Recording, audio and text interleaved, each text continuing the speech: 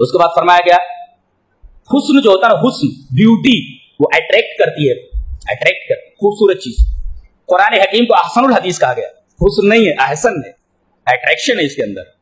हाँ, बहुत ही हसीन चीज है कुरान हकीम।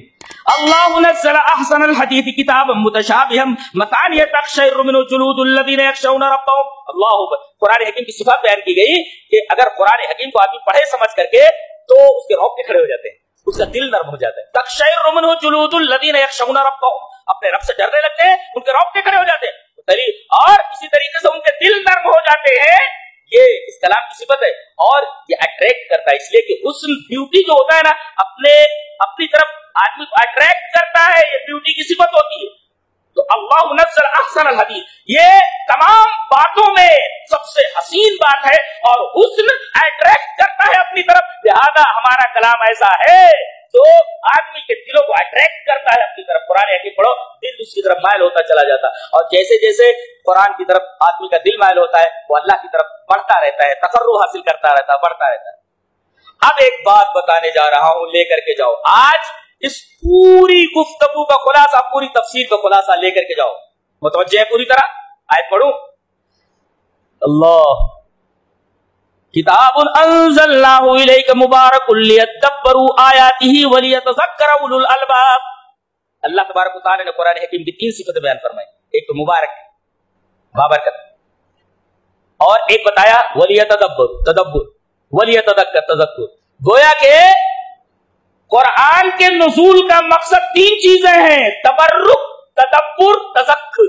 ये याद करके जाओ। क्या किताबुन अंज़लनाहु इलैका मुबारकुन लियद्दब्बरू आयातिही व लियतज़क्कर उलुल अलबाब। नुज़ूल कुरान का मकसद क्या है? 3। एक तो तबर्रुक, बरकत हासिल करें आप। अरे भाई कुरान पढ़ो, घर में बरकत हासिल होगी। कहा गया नहीं शहर नहीं आता, घर में रोजी बढ़ती है। तो कुरान हकीम तबर्रुक के लिए, बरकत के लिए, तदब्बुर के लिए, गौर व फिक्र के लिए, तज़क्कुर के लिए, अमल करने के लिए। तबर्रुक के लिए, बरकत हासिल करने के लिए, गौर व फिक्र करने के लिए और तज़क्कुर, नसीहत हासिल करने, अमल करने। हम लोगों ने किसको पकड़ रखा, इन दोनों को छोड़ दिया। मुजरिम है कि नहीं? नहीं समझे आप? तबर्रुक किताबुन अंज़लनाहु इलैका मुबारकुन, बराबर, तदब्बुर तज़क्कुर व लियतज़क्कर उलुल अलबाब। तो कुरान हकीम के नुज़ूल का मकसद ये 3, तबर्रुक, तदब्बुर, तज़क्कुर। हम लोग सिर्फ बरकत हासिल करने के लिए पढ़ते हैं बस। ये तदब्बुर, उस पर गौर व फिक्र, और तज़क्कुर, उस पर ऊपर अमल करना, नसीहत हासिल करना, ये दोनों हमने छोड़ दिया है। ये काफी नहीं है। चाहे शबीने पढ़ लो, चाहे जल्दी जल्दी पूरे महीने में 1 कुरान खत्म कर लो, 10 कुरान कर लो, 20 कुरान खत्म कर लो, ये सिर्फ तबर्रुक हुआ। ये 2 चीजें कौन करेगा?